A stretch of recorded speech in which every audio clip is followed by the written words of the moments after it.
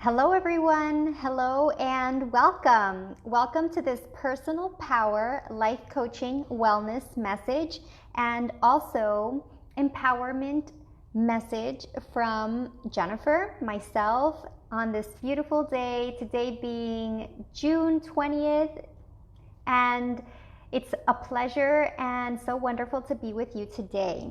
So today's empowerment message focuses on our thoughts, our thinking about the world, about life, and finding strength and joy and success in nearly and in practically all situations, and particularly when life seems to be going against you or the winds seem to be shifting against you or in opposition.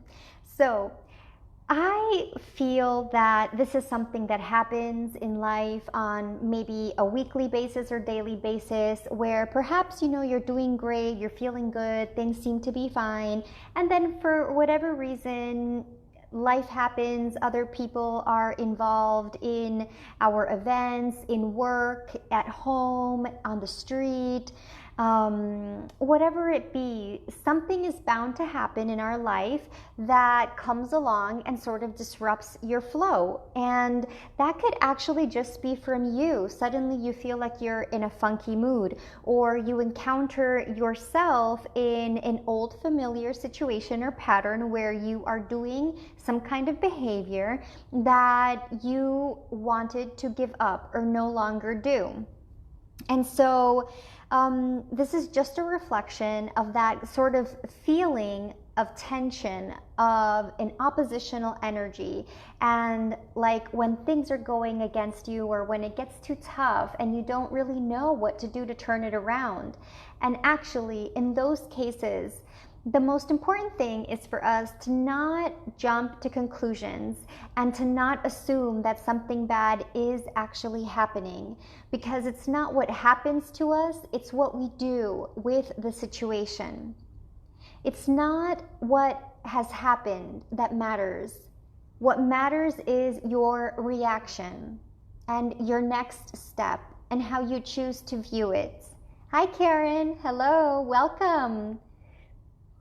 So that is really important, and I would like to just mention the fact that in today's tarot lineup, because I did draw the cards today, and I wanted to combine this message as a mixed message, but a joined and harmonious message focusing on your empowerment and your joy and your well-being. And we have with us a sense of structure and order and hierarchy and organization. Now, typically the emperor represents some kind of patriarchal figure or some kind of business organization, typically like maybe an employer or a parent, a father, a fatherly figure, someone who represents that kind of authoritarian approach or establishing authority. So if you've been feeling perhaps that you're sort of going against the grain, you're going against authority, or you're the odd duck out, like what you do or who you are, you feel sort of improper for doing what you do and being your natural self. If those emotions tend to pop up sometimes, at whatever frequency, whether it's rare or frequent, then that is a sense that it's highlighting that you feel as if there's something wrong with you because you're going against an authority or you're going against some kind of force. And I would like to suggest that, and I invite you to consider that, in fact, you're not truly going against an authority or an institution, but you're coming up against your own thinking and your own self-imposed or assumed limitations. And the key here is to know that we really don't know what other people are thinking, what's going on with them, if they haven't expressed that verbally, completely, and clearly to us.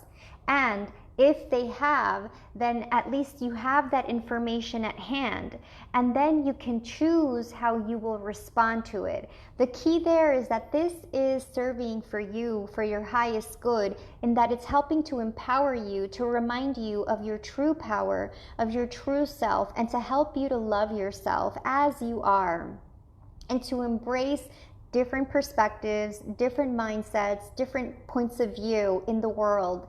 There are different cultures, and every culture has its own customs and habits and rules of right and wrong, proper and improper. So as much as you may try to ply yourself and fit in and be flexible and adaptable with whatever circumstance or setting you're in, remember that our highest authority is our own self. Our own higher self is your supreme commanding authority. Now, you may choose to give up your power to someone else or to something else in the form of a parent or a employer or whatever it is, an organization, or even an idea or a picture, maybe some guru, right? Maybe a spiritual guru or a fitness trainer, something like that, where you feel like, oh, I have to follow what you're saying that I should be, because otherwise I'm not right. Something's wrong with me. And see, this is the reason why this is so, is because it is designed and meant and intended for us, for you, for us to remember who you really are, that you have your intrinsic value, that you have your innate value. Everyone does. And the key here is that we are sharing our planet as a human collective consciousness to learn how to share, how to be compassionate, kind, understanding. And if you feel or you consider that, well, I mean, everyone actually doesn't do that, everyone's not really here to do that. Actually, indeed, it's more about what you choose to be, about who you choose to be in the world and your values. This is where you choose, maybe you want to value this energy of harmonization, of sharing, of communication, of kindness, consideration, and respecting and being adaptable and flexible, but in that middle way with a balance and a truth and adherence to your higher self, to your true self, knowing that there's no need to sacrifice who you are, because you are worthy and wonderful, and you deserve to be in the world exactly as you are, following your heart's passion, following your dreams, doing what makes you happy, because when what truly makes you happy is coming from your heart, from your soul, from your spirit, it will not hurt anyone else. It will not impede or interfere. When you act with kindness, when your heart is in the right place, you put forward the right energy into the world, and the whole world's vibration raises. And now, it may be the case that when you do this, you notice that there's possibly what some would call pushback, or that not everyone is copacetic with what makes you happy. But we can't pay any attention to that, but with respect, not about finding aggression or fighting things off, but honoring where you are in the process. And I invite you to reflect on the question or concept of, how is that person reflecting to you your own self-imposed limitation? How is that person or that situation being a mirror to you? And if you look in that mirror, you see yourself, how is that you telling that to yourself? In what ways does that show up? Because I would be willing to, and I feel deeply, strongly, keenly, that it's a reflection of your own resistance to whatever's going on within you, that some aspect of this activity or this area of your life, there is an avenue, there's an aspect, or there's a room within it where in that room there's a little bit of darkness and maybe even anger or tension or a self-directed aggression. But we don't direct that to ourselves. we may project that onto the other person, the external environment, and then the external environment will ultimately definitely reflect back to us what's going on in our inner realm of creation. Okay, so consider and be sharp about it, because it's not always so obvious. It's more like, how is that reflecting your own discontent with X, Y, or Z? And then why is that so? Why are you unhappy in this area? Why are you limiting yourself? And why are you doubting your own capacity to do this thing in this area of concern? Because I assure us that as soon as we're totally aligned, that we have no hesitations that this is who we are, that you are in your truth, and that all is well, and that there is only love and beauty and kindness and well-being, then the gates open and you see yourself moving forward. Life around you changes because you've changed. Okay? And so this is important, because this notion and idea or concept of authority and receiving sort of orders or what's right and wrong from the external world that might make you feel inferior or be conducive to lessening your value or clouding yourself down, because you think that the external is indicating you have to do that to react. But that is not so, my friend, because the key is to respond with awareness, with intuition, with tuning in, turning on your light, and seeing things with the truth, with the eyes of truth and through the eyes of source, and knowing that they're reflecting to us what's going on in our inner world. So maybe whatever it is, I invite you, take those situations this week where you face any opposition, any tension, any challenge, and see that situation and ask yourself, how can I use this positively? How can I now view this situation from a positive aspect so that I create the life and the world that I want to live in? I want to create a new world. So what is the new world where I'm in, the new dimension, the new perspective, the parallel dimension? What is that one? Because I'm going to tune into that one and take this occasion, this situation, as an opportunity for me to strengthen my self-love and to appreciate what's going on the outside, because it's reminding you that you are wonderful and valuable and that you are worth it.